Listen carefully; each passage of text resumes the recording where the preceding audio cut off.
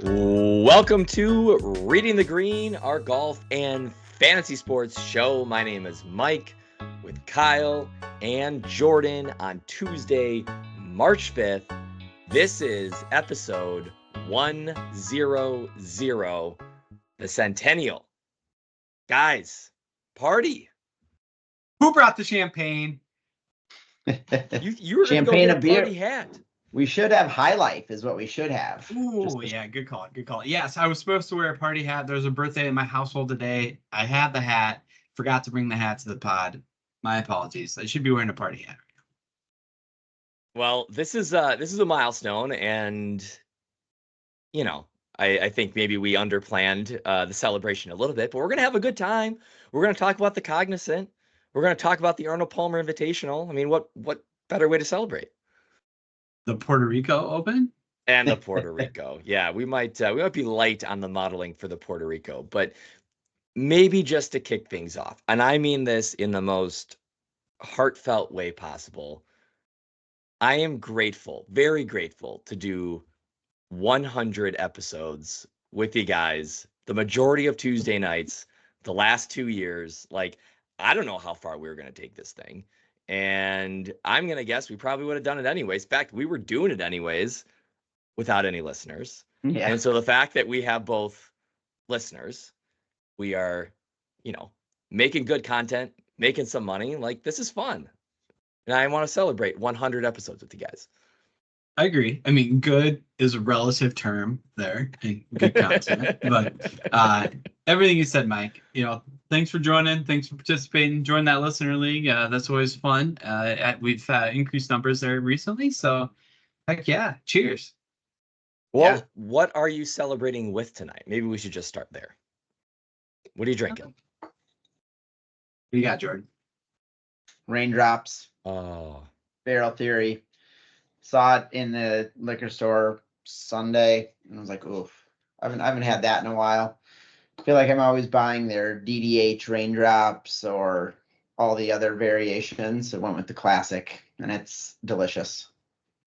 I like it. We should probably rock Shooter McGavin for one of the in-person pods here. You can't ever buy it. Like, they occasionally drop 16-ounce cans, and it's off the shelf in a second.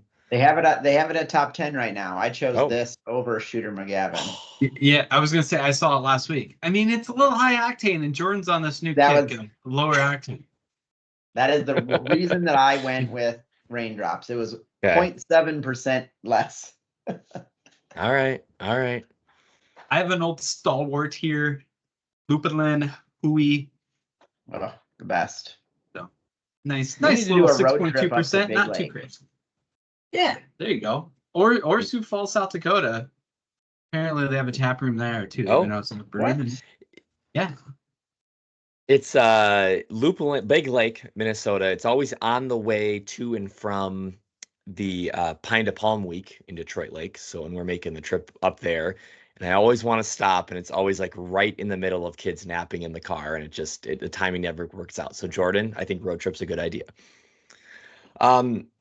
The last IPA in my house is a crowler of Mr. Falcon. And so that is what I'm drinking.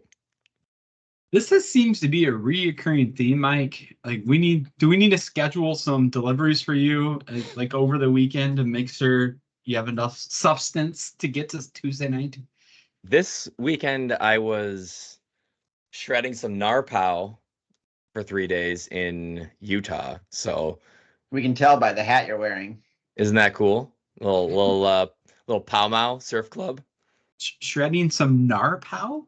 Yeah. You don't know, Kyle. Look at this guy. I don't. You're right. I do not know. What are you, 24, Mike? That was super cringe. Isn't that what the kids say these days too? I mean, that was probably 2 years ago, Mike. They got other words now. All right. Well, Kyle, let's talk about something maybe you might know something about. I mean, I sported my Iowa Hawkeyes gear tonight because I wanted to celebrate Caitlin Clark as the most proficient scorer in college basketball history. That's pretty cool. I agree. It is. Yeah. I mean, Pistol Pete didn't have the 3-point line. Yes, that is a caveat, but Oh, he's already undermining her achievement, Jordan. Did you hear that? Already Yeah, undermining wow, her achievement. Kyle. I But thought you'd have her back, Kyle. I do have her back. International Women's Day is this week, and you're just shitting on them already. I have her back. It is amazing to see, fun to watch. The show is coming to Minneapolis here, and the Big Ten Women's Tournament. I went and looked at buying tickets a month ago. I should have and did not, and I'm sure they are crazy for any game I was going to play now. Yep. So what's the deal? Where do you stand on this? I mean, she's leaving. She's going pro. 4 years at Iowa. She's going pro. She had a 5th year available. It's the right move. I think so. I mean, what else? Obviously, they could win the title. I don't think they will this year. I don't think they will. If she stayed next year, she loses a lot of supporting cast around her. So from a personal perspective, what else does she have to accomplish? So I think it is time to move on. And some of the BS arguments that have been out there, I think she just puts some of those to rest. She's doing this in 4 years, and it's time for something new. Yes. Speaking of BS arguments, Jordan, what do you got? Well, I would just say counterpoint, to remain relevant for longer, college would do that, right? Like, I have 2 daughters. I get it. This is going to sound sexist, but like, no one cares about the WNBA. And yes, her first home game in Indiana, the tickets are going for way more.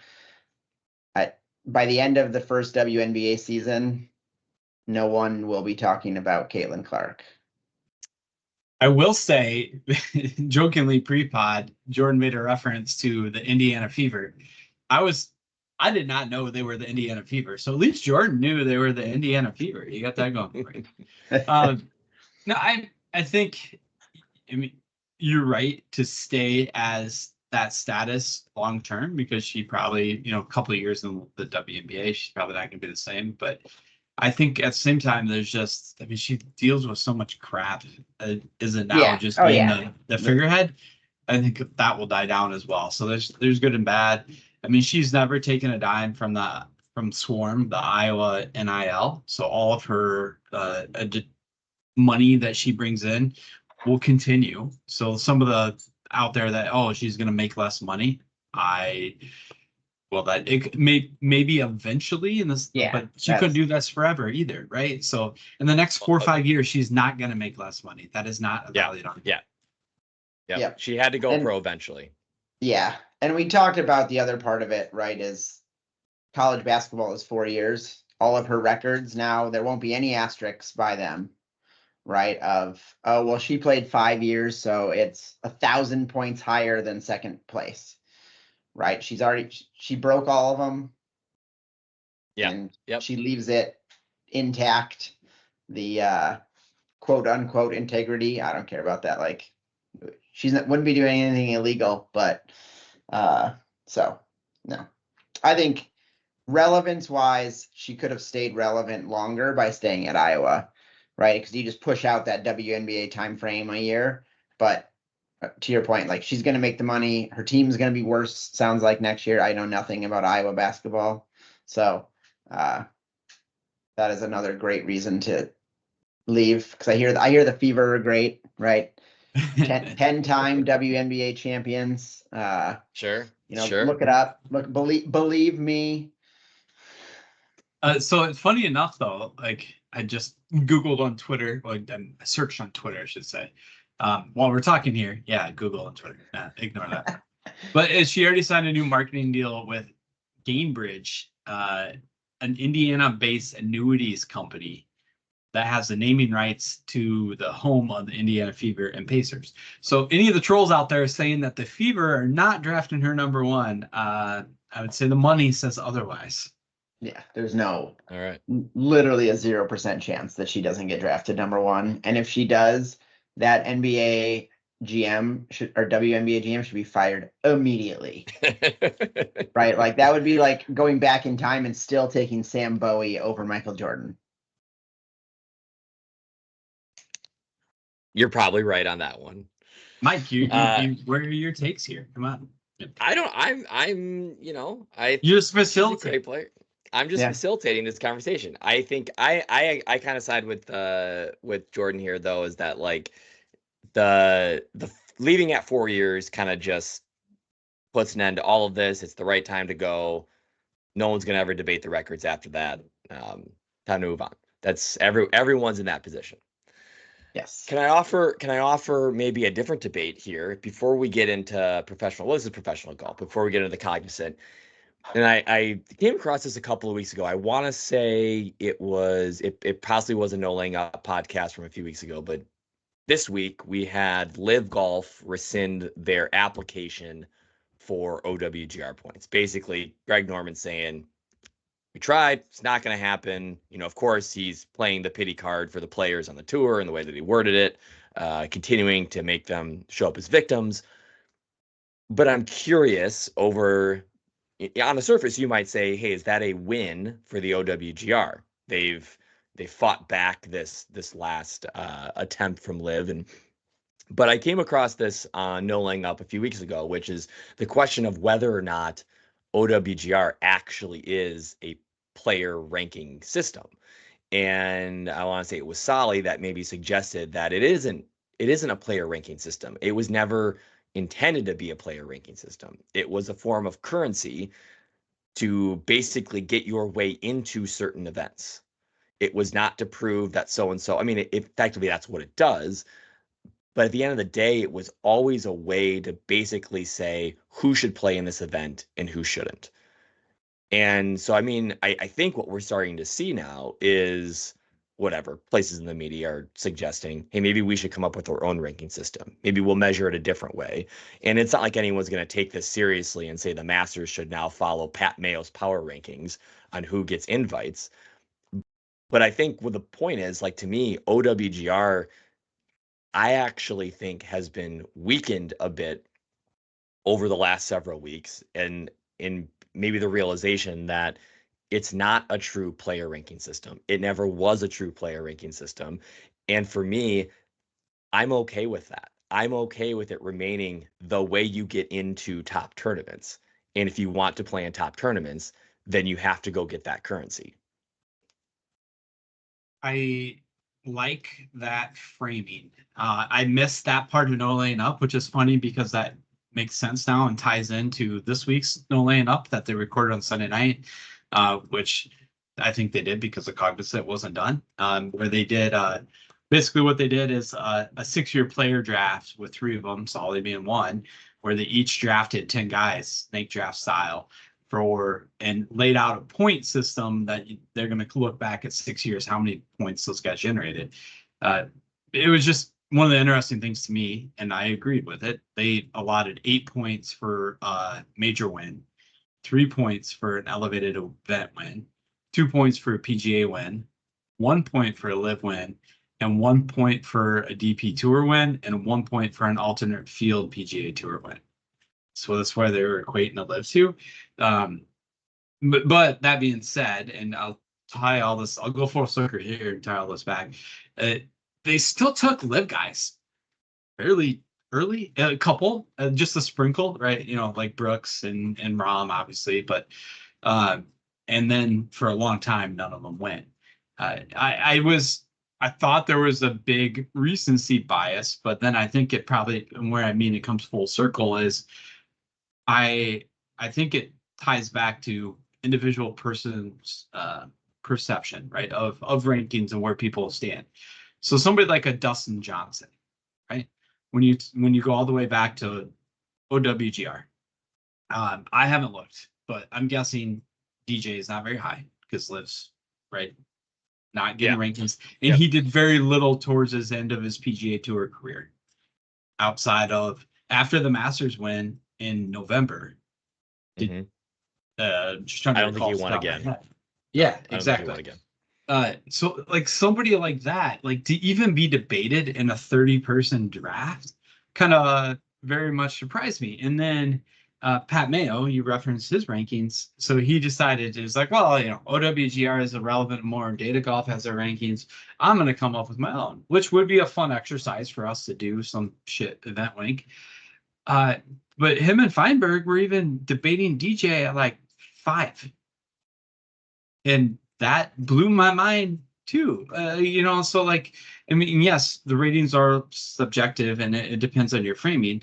But I feel like the official World Golf Rankings at least do a decent job of level setting based on what a person has done, but also done recently. Right.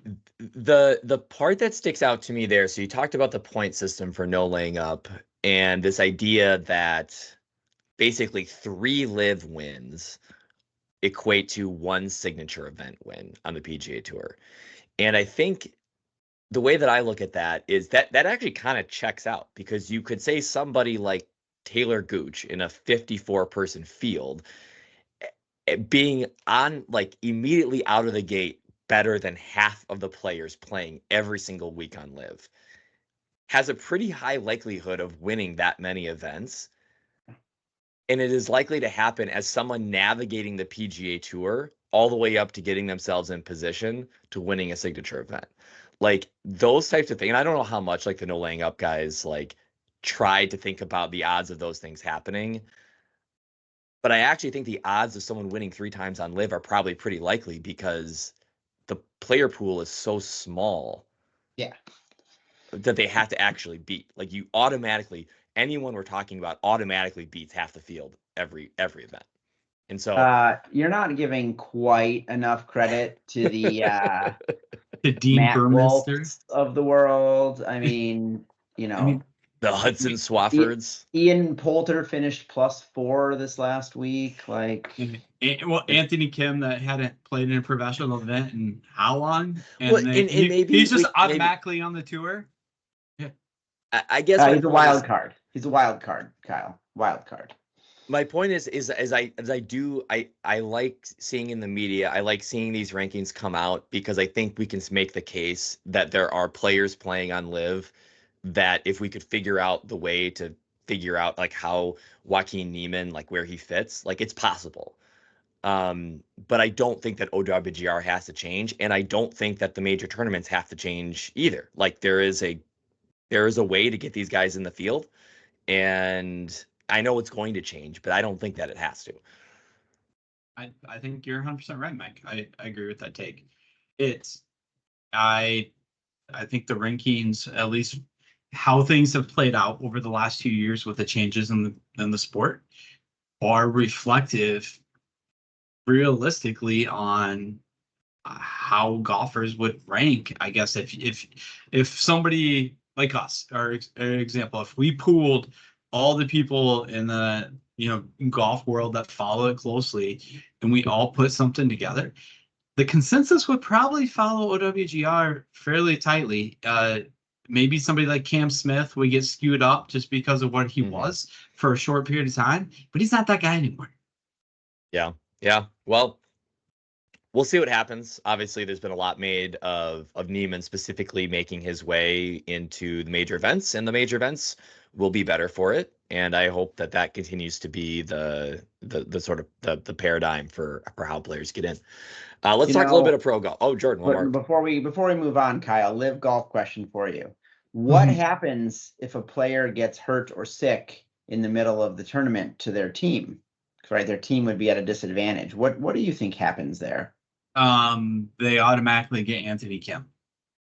No, but they do get someone just off the bench. Someone named W. Ormsby. So Matthew Wolf got sick and didn't play the 3rd round. So this W. Ormsby came in and Wade Ormsby shot a 72 in round 3.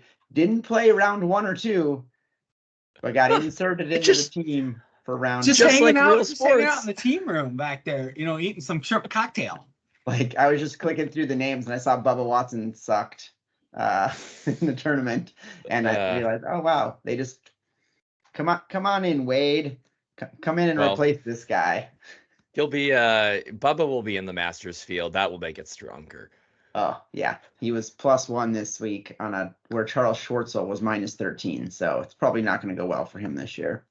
He just like Bubba, Phil, and like just let them play in like a fake alternate event. I don't want to watch him. Like All right, let's talk a little pro golf. We'll recap the Cognizant Classic real quick because I didn't get to see much of it. I don't know, Kyle, how much you tuned in, but gosh, another 100+ winner on the PGA Tour. I mean, it doesn't really bother me. It, like I said, I think we said last week, like last year we had the chalkiest week ever on the PGA Tour. This year we're gonna have like the anti-chalk year.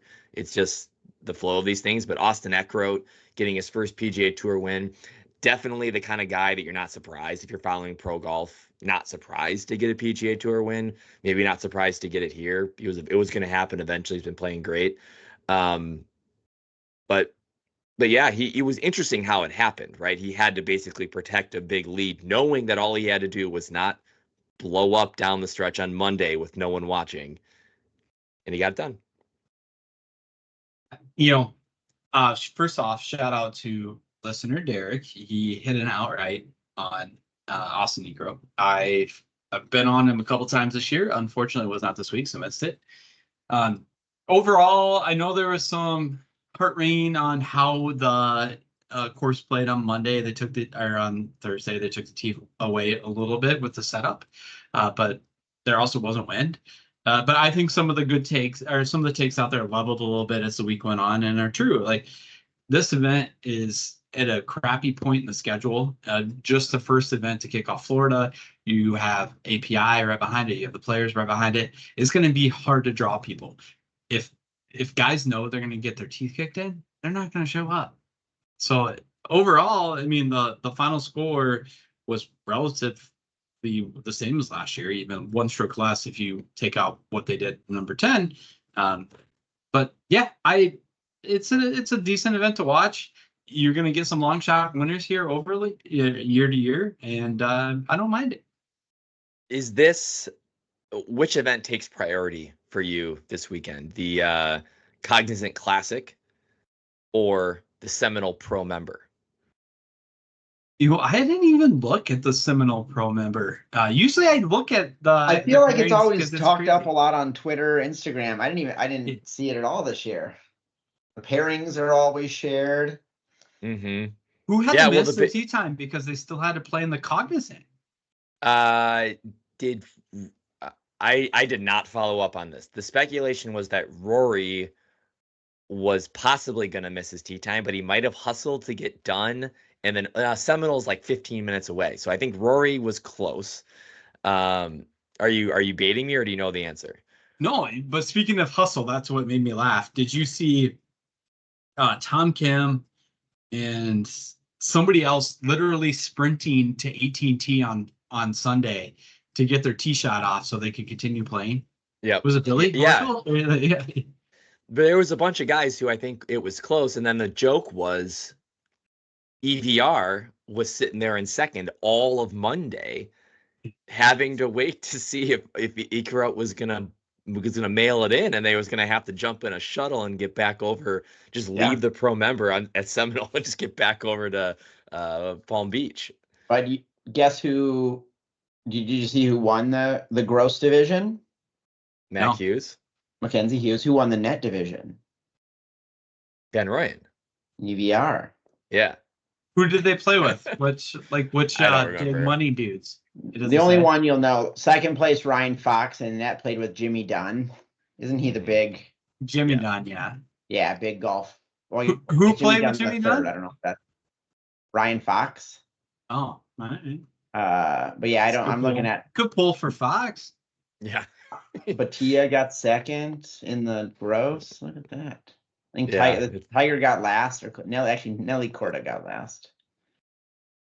Well, I do think it's funny when you have something like the Seminole Pro-Member almost taking the spotlight away from the final round of the Cognizant Classic. Like it kind of shows, to your point, Kyle, like it shows where the Cognizant Classic, Honda Classic is on the schedule and what people think of it. I hope it hangs around as an event. It's got some legacy, but it's not a good spot for these tier B events on the PGA Tour right now. I would be interested in seeing PGA National for something else at some point in time where they set it up particularly, to show its teeth. I think that could be fun. Interesting take there. Let's run through a couple of RTG related results so we can get to the API. The Listener League, Buke 0125 takes down the top spot, followed by Ness 0163 and P Koziak 3 in third. I think those top three were pretty much solidified going into the final round. It was kind of separated themselves. Kyle, RTG model wise, we have weeks like this. On a volatile week, we got the wrong end of the volatility. Bunch of top plays missing cuts. Probably the biggest landmine for us was Seabez, the top of our power index. He was there. He had it, right? He comes back, he storms back, goes 5 under on the front 9 on Friday, and then just puts it in reverse. Misses the cut on the number. Just implodes. And I really thought the number was going to get there. We got whatever happened at 3:00 in the state of Florida on Friday. Winds went from like 16 normal gusting to 25 to 6 at 3:00. Like all of a sudden it changed. Yeah. Any of those folks, Adam Svensson was to the top of our mention share, meaning the consensus play of the week. He implodes, misses the cut. Eric Cole, Jordan, thank God you didn't take Eric Cole in your Survivor League pick. Shoots 79 on Thursday. That would have really left a sour taste for you for the weekend. What have when you guys talked me off of Cam Young. Well, I still maintain the talking off Cam Young. Hey, it worked out. Shane Lowry got to the right spot. Got me some money. I wish. I mean, he was leading. Tied for the lead at some point on third after round 3. Yeah. And so I was hoping to get a payday to separate myself there, but also tied after round 3. I was hoping that we were talking about David Skins. Skins. Oh man. Mr. Skins. And I love it's always on there. It's D Skins. It's so good. We don't see enough of that on Twitter lately. Real quick, so top expert of the week, top RTG expert of the week was Jason Sobel, one of our longtime follows. Alex Noren, Andrew Novak, Russell Henley, who brought it back on the weekend. Gutsiest play, Jake Knapp, Byron, Linda Q, Bet-Spurts, 2 weeks in a row hitting the gutsiest play, has the guts to go back to Jake Knapp again, who continues to show up. Other than that, one and done. Jordan, got thoughts? One and done. Well, I won't cover you guys this week out of respect. Hey, I made the cut. No, we had two Minwoo Lee picks, so we got a couple $800,000 winners. Bunch of people had Cam Young and Shane Lowry, so another 350. Again, these small money events don't really change much. The guy that Stogie got first place, tied for first with Minwoo Lee, and is now in first place with a $600,000 lead. Ian Captain America seem to be doing the best out of everyone, and they keep going. There's a lot of people at 2 million, upper 1 millions.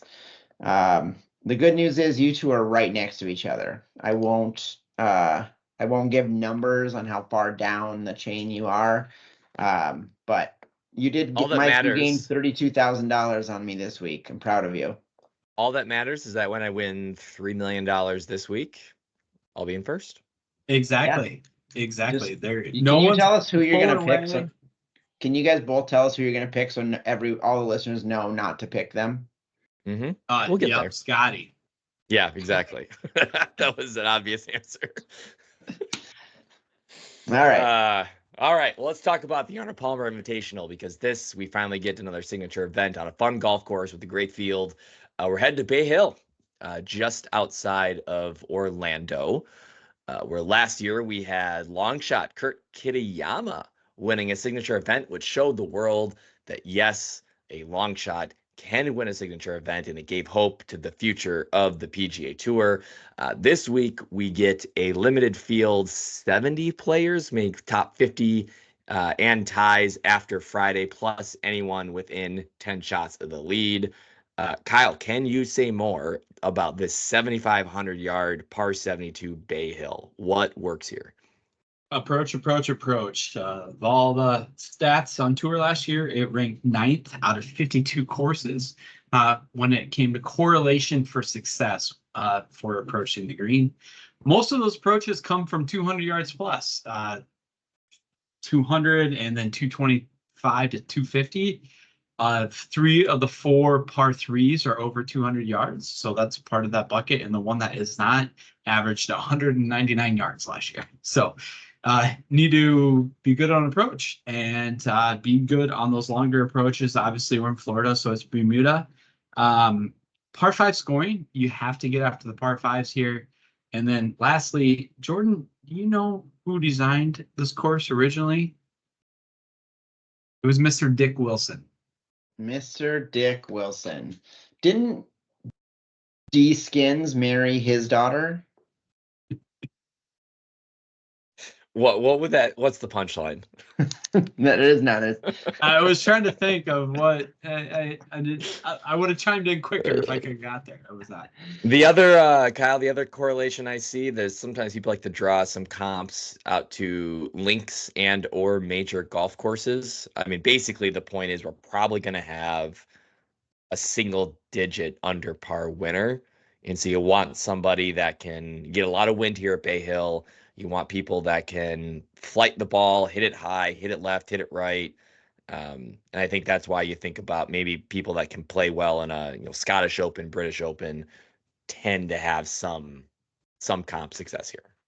Yeah, and even though there's not a lot of correlation from exactly different grass types and whatnot, there seems to be some crossover success from Torrey in the past as well.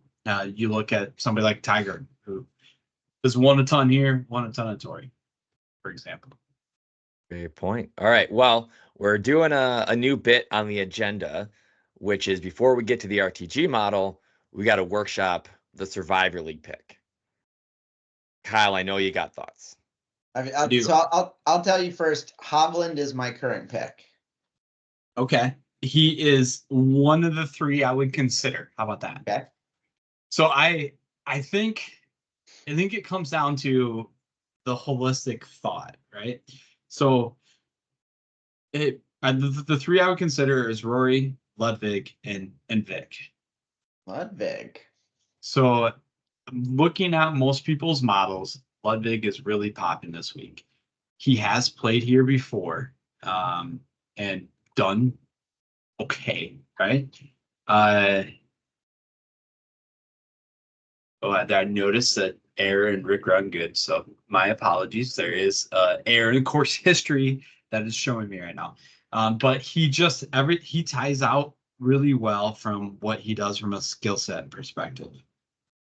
But my final, and I do like Vic here just naturally. He seems like he would be a fit, and I think he could be a little bit under-owned when it comes to a run and done look or a survivor look, just because he hasn't been great lately. I mean, he did show some movement towards the old Vic at Genesis, but I think I would go Rory from the standpoint of he's got the history here. I mean, he's won. He's been top 10 5 times overall. Last week, he led the field tee to green. He just didn't putt very well. And when you're looking at it, like what I mean, looking holistically, use Rory this week, use Scotty next week at the Players, and just think there's going to be landmines and just try to survive those 2 events. So that's my thought, Rory. And Rory's not going to be a landmine? Never say never. I mean, there's always a chance, but I like the just starting getting to chess here and plotting out who you need on what weeks. When we get to Augusta, I think like we said before, like you're gonna have guys like Rahm and Brooks that you can use that week and just kind of punt. The only other name that I'll throw out that I think is getting some steam in the one and done circles is Fitzpatrick. Finishes 14th, 9th, 10th, 9th, and 2nd the last 5 years here. So finishing in the top 15 in the last 5 years. I don't know, to Kyle's, I think you can go Rory. Like, I don't think we don't have to thread the needle here with Fitzpatrick in a Survivor League. Since 15, this is Rory's finishes here: 11th, 27th, 4th, 1st, 6th, 5th, 10th, 13th, and 2nd. Incredible. Okay. So as we get later in the year, like how long do you think this goes? So we've gone from 200 to 45. We are 9 tournaments into the season. 8, I should say, because there are actually 7, because there was no cut at the Century and none at the American Express, right? Or Farmers, one of the two. Or whatever. But so we're 7 events in. And we've The lost British, I mean, 75%. how many times is Rory going to play between now and the British Open, and where are you going to play him? Like, you're not going to play him at Augusta, and they're probably not going to play him at Pinehurst. Is that PGA Championships? Where's PGA Championships? Is that Pinehurst or is the U.S. Open is Pinehurst? U.S. Open. Yeah, the one we're going to, Jordan. The one we're going to. Well, I didn't know. I couldn't remember if it was. I knew it was a major, guys. I knew it was a major. Also, the I would Open be this surprised. year is that I get to play it next year. Yeah, we can come back to that. We can come back to that topic. I'd be surprised if you get much. I actually kind of would be surprised if you get to the U.S. Open. Yeah. Okay. So well, we're doing Rory. I'm switching it to Rory. I'm good with that. I'm good with that. I think it's time to fire the guns. Even for a cut that there's going to be less than 20 people cut. Like that's the other part of this, right? You don't need to play him anywhere else. There's Yeah, but Rory's volatile. I wouldn't use Scotty here for that reason, because Scotty is the safe as it gets, right? But so just walking through the schedule, you got API, you got the players, you got Valspar. I mean, Sam Burns would be a possible slam dunk there. But then you get into Texas, you have Houston, Valero. and Valero. Those are going to get dicey. Those are going to get people. The Masters, somebody always implodes at the Masters. And then you get RBC right after that. CJ Cup. Yeah, I think you use your guns. You would be pissed if you went out and you hadn't used Rory or Scotty at this point. Yep. Yeah, if you lose with. And you won't be pissed if you play your big guns and they miss the cut. You'll say, I wasn't getting cute. So with that being said, the model likes Rory this week, Kyle. So so I'm changing it. What else? Where else are we looking? We have 3 leading the way at just under 50% so far. Adam Scott, Keegan Bradley, and Rory McIlroy. The MPI really likes Rory, and I do as well. Adam Scott is an interesting one. He is popping in a lot of people's models and the articles I've read so far. I did not realize this, but you look at his worldwide stats, he has 7 straight top 20s. He's top 20 in distance on the tour right now, and he's top 20 in strokes gained approach. So that's why he's really popping here, even though I believe he's on a sponsor's exemption even to get into the field again. That's 2 or 3 straight elevated events he's taken a sponsor exemption to get in. Right behind him, we have a whole gaggle of folks at 33% mention share. Just to highlight a couple: Chris Kirk, Corey Connors, Matt Fitzpatrick, Scotty, Tom Hoagie. What's he doing here? From an MPI standpoint, Scotty leads the way. What do you guys think?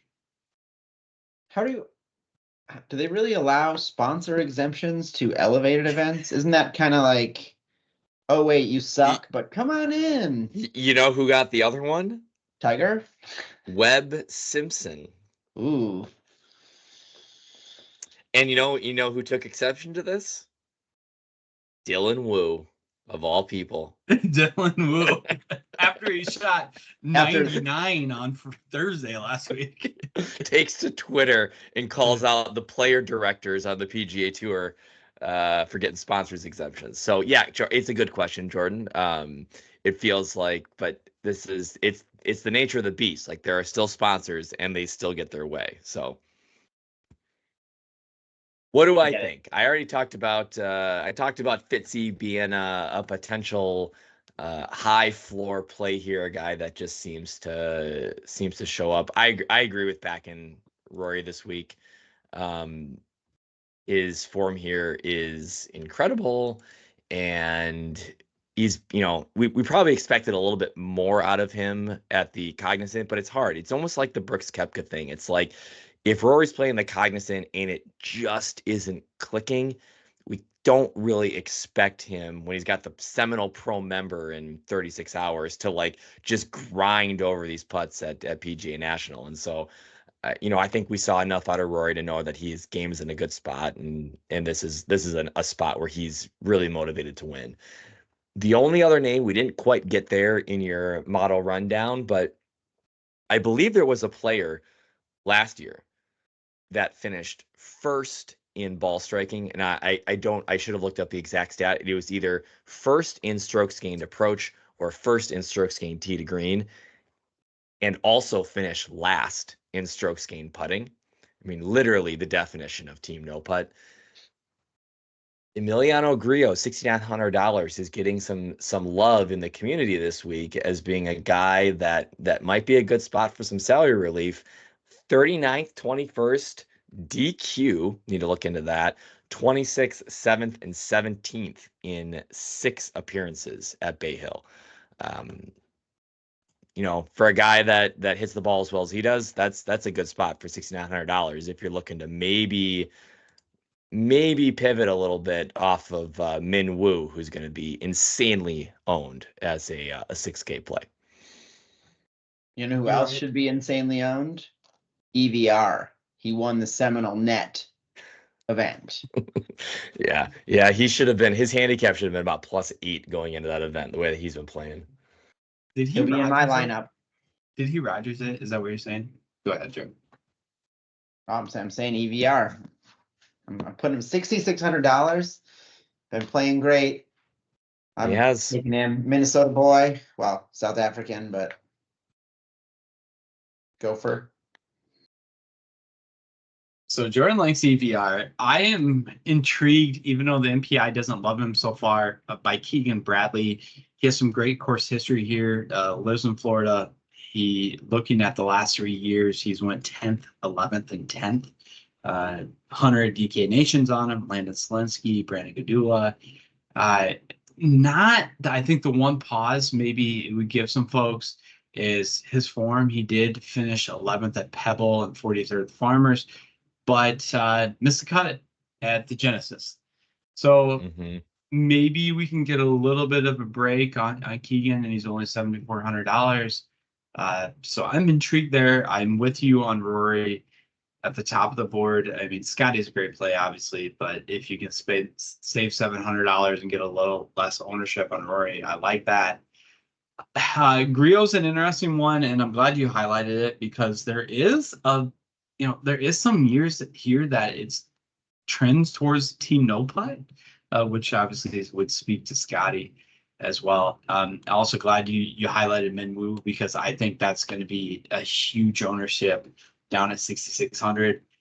I may be a glutton for punishment, but I am intrigued to go back to Seabass this week, just hoping that people are so off him after last week. Landon Selinsky's highlighted him, John Hasselbauer over at the Lines, but I think it was just a little bit of implosion. Got caught up with the course. He has had a 7th here. He's had an 18th. He's had a 20th. So I have maybe excuse last week. I like that. Sobel, I believe, is right there, and basically his point was this guy is going to be successful on the Florida swing and basically play 27 pretty solid holes. 9 of them were really great, and 9 of them were really shitty. And that's a perfect spot to go back for a $7,000 CBEZ at 5% or whatever he's going to be for a bounce back where that it was hopefully an anomaly. So I wouldn't click that name in cash, but for a guy at 7K, to your point, I mean, you look at his last 6 times out: 2nd, miscut; 20th, 28th, 24th, miscut. So if you're looking at someone at 7K that you can put in a GPP lineup that shows either upside or implosions, that's your guy. So Kyle, where are you at on Nap this week? Are we off on him again? He's only $7,600. No, I like Knapp. You getting Watching nappy? that close. I'm looking at Knapp, seeing him be nappy. I want to see what people are gonna do from an ownership perspective. I'm not interested in cash, but Rick Rungood, shout out to the site there, has him at 14.6% ownership so far. That's a little higher than I would like at that price point, but if that trends down and you can get some, I mean, 7,600, Shane Lowry is 7,500, Keegan Bradley 74. So I'm thinking, not all those guys can carry as much ownership as they're currently showing. Eric Cole, maybe people go back there after they got burned, but I'm seeing a glaring hole in our model this week, which is fully dependent on what we believe the expert community is talking about. A $9,000 Justin Thomas. I think 9K is interesting overall. You look at like 9,400. Jordan Spieth isn't getting a lot of love so far. He has great course history here, back-to-back T4s. It doesn't feel like a Spieth course, but if the wind really comes up, and talking about weather, Mike, you said this earlier, Thursday looks pristine, Friday get a little bit, but the weekend, it looks like it could get a little sideways from wind. Yeah. So that low 9K range, if you're looking to get different, you could probably pair a couple of those guys and find something. Even Colin and Max, like I think you're right. That's probably going to be the spot where Fleetwood 8,800 is probably going to be a spot where you could get a little different if you're so inclined. Any other takes on the field this week? Otherwise, I got a name game locked and loaded. If you guys are interested, let's hear this. Let's hear this name game. All right, Kyle. Well, last week, listeners, 2 in a row, 100 point win, Kyle, over you. You finished in second. 100 points behind the listeners. It was nasty. That's what you get at PGA National. So this week, it was nasty. This week, Kyle, we got the Arnold Palmer Invitational. Some people call it the API. Kyle, when you hear API, what do you think of? American Petroleum Institute. Yeah, exactly. So I'm going to guess you don't think of application programming interfaces. We're not giving any indication to our fields of work here. No. Yeah. You got 2 guys that work in tech, and you got 1 guy that works in just something. Services.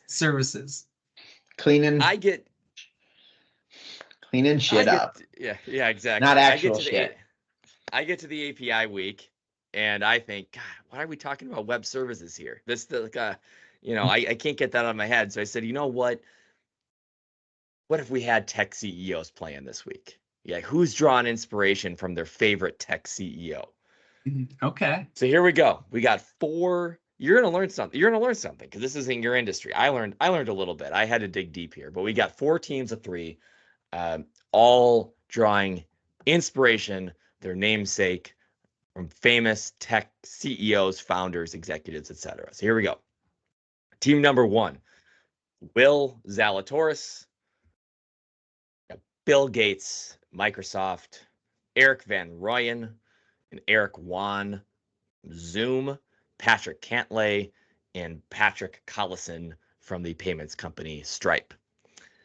Team number 2, Nick Taylor. Nick Woodman founded GoPro. Brian Harmon and his partner, Brian Humphreys, the CEO of Cognizant. Would have been appropriate Cognizant. last week. Heyo. There you go. Would you consider GoPro a tech company, Mike? It's probably it's a products company. I get it, but they do build. Don't get me started. I agree. That one could have been swapped out. Not a lot of Nicks out there, surprisingly. And Scotty Scheffler, Scott McNeely, Sun Microsystems. He actually has a kid that plays on the PGA Tour. You might have heard of him, Maverick McNeely. Team number 3, Steven Yeager, Steve Jobs, Ben Silverman, Pinterest, and Rory McIlroy recently appointed Rory Reed of Vonage Ericsson Telecom Company. And then team number 4, Sam Burns, the infamous Sam Bankman-Fried, Eric Cole and Eric Schmidt at Google, and Max Homa, Helix Maximilian, Max Levchin, who has the buy now, pay later company Affirm. Kai, you learned something? I learned a lot. I'm sure the listeners did for a little bit, and then they probably tuned out there for at some point, as most non-IT professionals might have. My one takeaway from this would be, if you could swap lives with anyone on here, it's probably Mavic McNeely, right? Did you say lives or wives? Lives. Okay. Lives. It sounded kind of like wives, and I was like, Kyle, this is a family-friendly podcast. And Dustin Johnson plays on the live. Come on. No, Maverick McNeely. Anyway, continue. Well, yes, valid. Mm-hmm. I agree. Yeah, $7.4 billion is what Sun Microsystems was acquired for. Anyway, I wonder how he got good at golf. And you know what? Scott and Dakota and Colt and Maverick vacationed in northern Minnesota at the Fair Hills Resort, just down the street from the site of the Pine to Palm, just like any family with billions of dollars does. It's really where Maverick kind of learned to be the humble kid that he is. I love it. All right. Well, I get to pick first. I finished well in last week, so I get to pick first. And I tried to set this up so that everybody could get access to a 5-digit player, or if you choose Team 4, you have 2 9K players. I think that I am going to go with the chalk, Scotty Scheffler. I'll take Team 2. Give me Brian Harman. You know, he showed up at the British Open last year, obviously. So if we're talking tough conditions, maybe Brian Harman can figure things out on a long golf course. Nick Taylor as well in that group. Wow. And by the way, all teams coming in between 25-4 and 25-9. Jordan. Well, I will gladly take the team right below them in honor of the only CEO that you picked that was dead. Fair enough. We're going Jagger, Hunon, and McIlroy. I am going Team Microsoft, Zoom, and Stripe, as in Willie Z, Eric Van Ryan, Patrick Cantlay. I like Willie Z this week as well. That's like a surprising one. But. So we're giving the listeners the guy the only CEO in jail. Yeah. Exactly. Well, with how this has been trending, everyone should go either bet Sam Burns or Max Homa, apparently. Yeah, that's actually not a bad idea. There's something to be said, because we gave the listeners the last team last week and we all got screwed. So there you go. Final thoughts, Kyle. You get a chance to bet on the Arnold Palmer Invitational this week. Not just the API, Mike, but maybe the Puerto Rico Open as well, as one does. API, Ludwig, 20-1 for 3 units. Willie Z, 35-1 for 2 units. Matthew Pavon, 90-1 for 1 unit. I still have a little room on that card. Might take somebody else. Vic is really creeping up in odds. We'll see. Puerto Rico Open, I took Brandon Wu at 35-1, our boy. You know, I had to take him because he's going to win an event that doesn't win any money for us. So, you're also, we didn't talk about my Calcutta lineup that I put in last week. That was total fucking trash. Yeah. Hey, Killer Keith, in his no button shirt. By the way, can we all rock those at the US Open with 9 buttons with only like 4 buttons? I texted you guys that. Well, what was that in Mexico? I sent you a screenshot from my TV, and I was like, check this out. And then I feel like every week he just continues to do it. One less button gets buttoned every week. His buttons go to his belly button. Anyway, so Brandon Wu, Chan Kim, 30-1. Rico Hooey, 90-1, and Alejandro Tosti, 75-1. I love an event where Chan Kim is 30-1. Chan Kim, I was sold on Chan Kim. I'm drawing a blank of the name right here. He was the on-course reporter that's a friend with all the players, used to be a player. Smiley Kaufman. His podcast. Yeah. He took Jake Knapp and Chan Kim as guys to win this year, like back in December. And since Knapp did, I'm on with Chan Kim now. I'm gonna bet him while I can. Okay. All right. Well, a great episode. Episode 100 in the books. Crazy. Let's just start. We're starting a new millennium here. Got 100 more episodes to go to the next big celebration. We have Mike, are you keeping track of the count of how many everyone's been in? I think I'm probably the least. You are the least. We don't need to keep count for that. I can say I've done one totally solo, and I've done one with a guest host. Actually, two with a guest host. So, you had 90-degree rule, and you had Chad. Yep, Chad Eckert, Fantasy Golf Pod, joined us last year, and so I think we have our work cut out for us to find a few good guests through the rest of this year. But I like this. I'm happy to be here, and I'm happy to do 100 episodes. I'm happy to do 1,000 more with you guys. This is it's too much fun. Disappointed we couldn't make it work for in person, but we'll have one soon. I'll actually be. I'm out of town the one before the Masters. I'll be back for the Masters. All right.